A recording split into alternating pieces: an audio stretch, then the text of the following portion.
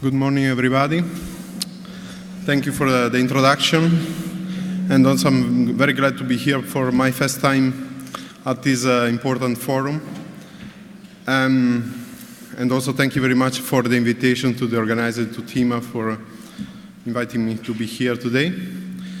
And I'm very glad to introduce to you the work we are doing at Rainforest Alliance on certification in general, working at the origin level, so in producing country, and with different commodity and crops. At the same time, the topic of today is about working and integrating adaptation mitigation practice and sustainable agriculture, and so to ensure sustainable sourcing.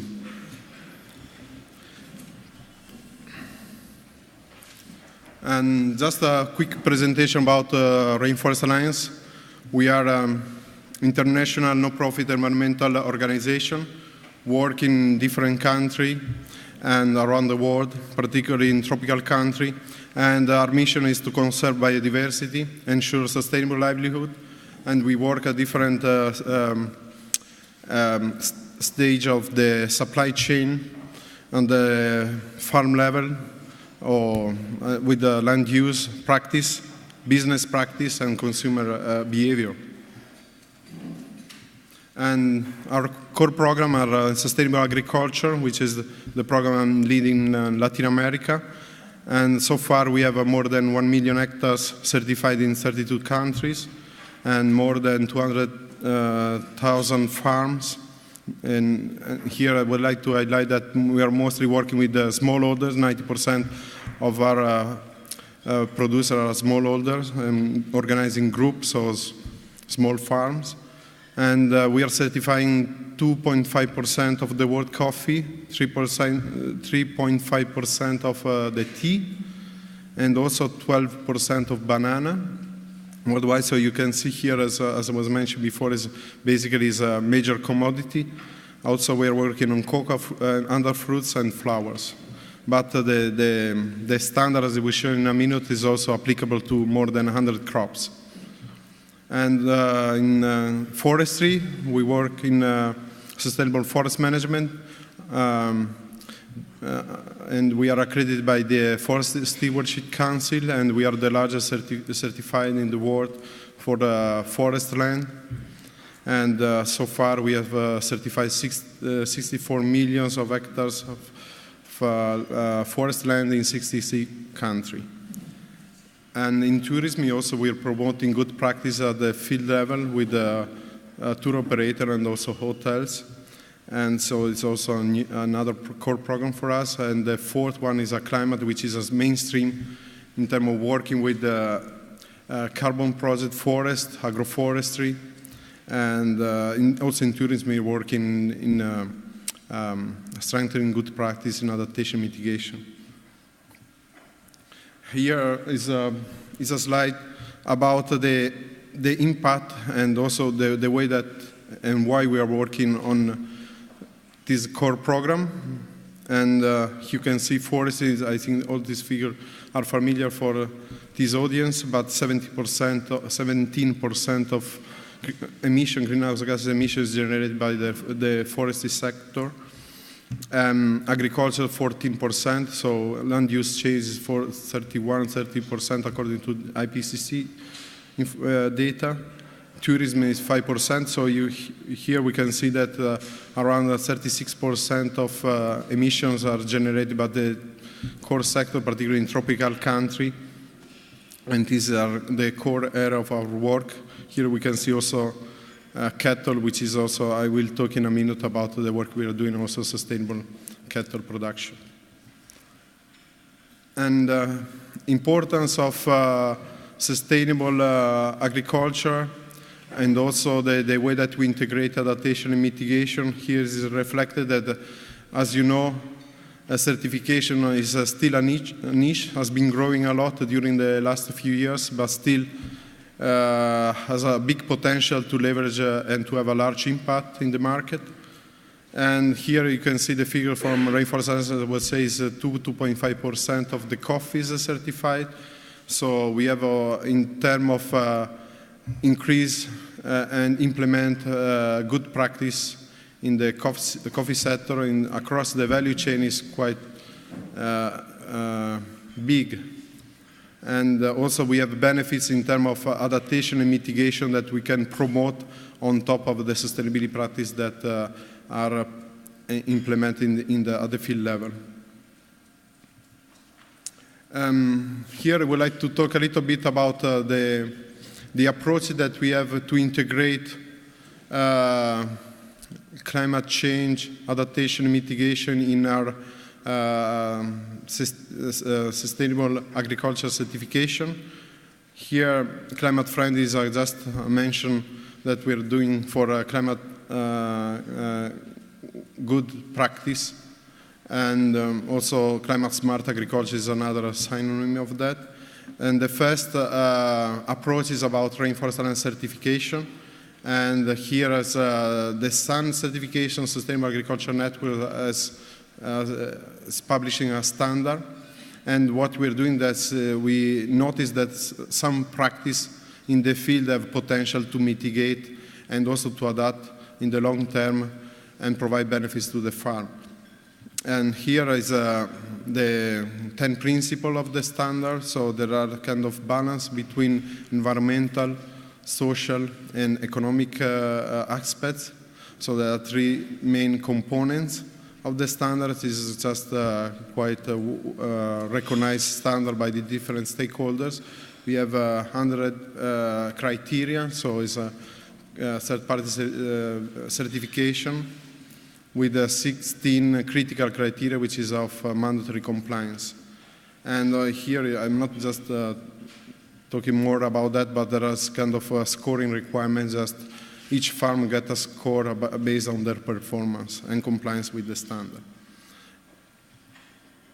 So example, how we can demonstrate through the certification that there is a kind of impact in terms of adaptation and mitigation. Here is just a few statements that farmers who are certified do not convert forest to cropland. So there's just an impact in avoiding emission. And also restoring natural ecosystem, and also planting shade trees, particularly with coffee, cocoa, in some cases tea. And so they're capturing CO2 in the atmosphere, and also they're providing a shade, and also they reduce temperatures, so they're contributing the kind of the local microclimate, and also reducing waste, also they're avoiding emission. The second approach is about a new initiative that we have developed this year. We call it, as I was introduced, is the SUN climate model. So it's a new type of criteria and verification that we are adding on top of the Rainforest Alliance certification scheme. And our criteria that demonstrate that there is implementation of a good practice in adaptation and mitigation at the field level. And here is just a summary of the different contributors of this initiative. And we have tested in different countries, in Africa, in Asia, and Latin America. And since February 2011 has been published. Here is the new model. All this information is available on the website. The model is adding new criteria. We try to be simple, to be strong as well, and also to be credible, which is like the main concern for providing such kind of recognized certification. And there are different requirements as well, as I was saying before, is a scoring system. So again, there is kind of different score based on the performance of the farms. And here I provide an example of the different adaptation and mitigation practice that we are promoting. We started with the mitigation. We are using different kind of calculators, carbon calculators. The most used by Rainforest Alliance is the one that has been developed by the Sustainable Food Lab. It's called the Cool Farm Tool. And this calculator, as you know, is recording the different emission sources at the farm level particularly, and we're working on nitrogen fertilizer input, pesticide input, fossil fuel, methane in waste and wastewater, and also animal husbandry is also a kind of section. So it's providing through a Excel basis different results. And this allows us really to define what are the mitigation practices that could be like promoted as trainer, and at the same time by farmers adopted in the field.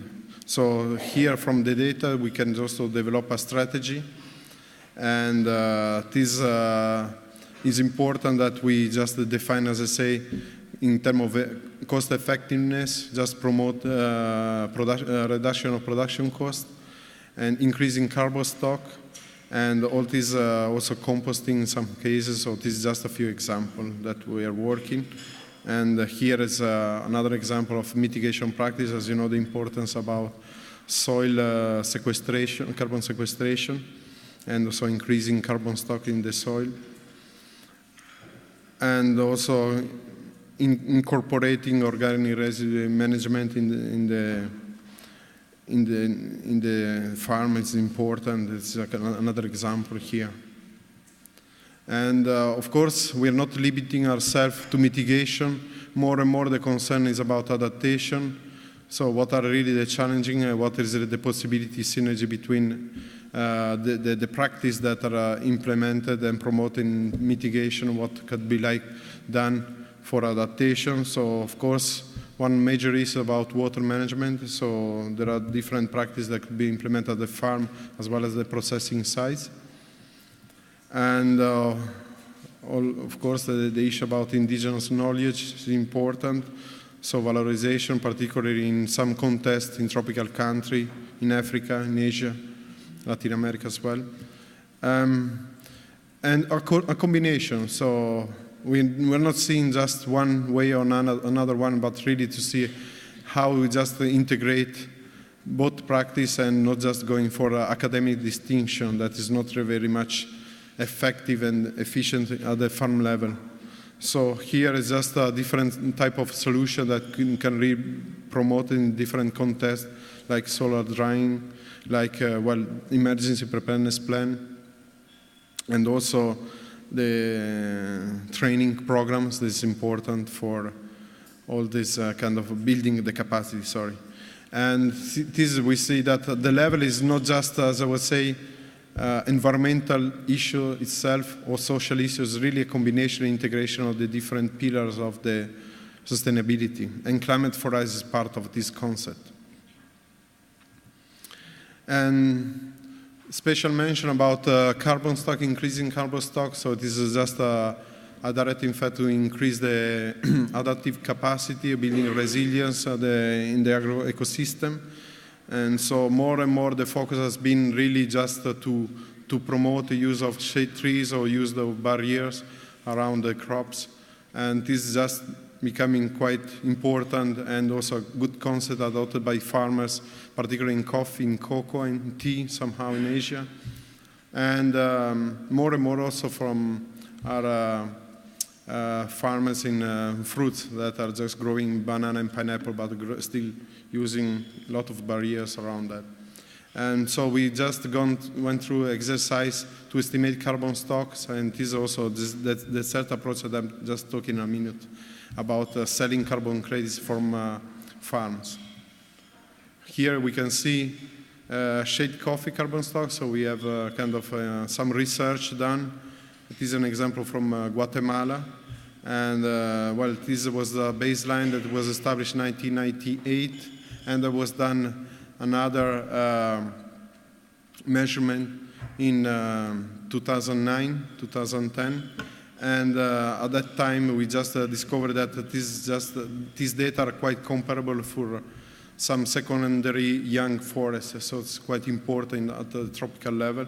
And I don't know how many are familiar with Guatemala coffee plantation, but it just really resemble to coffee forests, are they called there. So it's quite important to see a lot of forest and behind this coffee shrubs.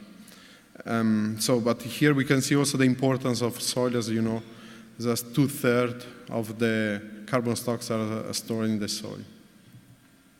The third one I was mentioning is about carbon credits. So more and more we try also to have an integrated approach and to explore the possibility to sell carbon credits from farm, for some type of farm, of course, with all this kind of local adaptation and kind of practicality that should be adapted for this kind of project, because basically we are just drawing experience from forest carbon project. And we started some pilot in Nicaragua and Mexico. We developed some guidance to build such kind of methodology to measure carbon stock in, this was for coffee farm. And we have this guidance just to develop project and that are able really to define each about additionality, each about leakage and risk for voluntary carbon market. So allowed to be certified by the different standard like climate, community, biodiversity standard, also verified carbon standard.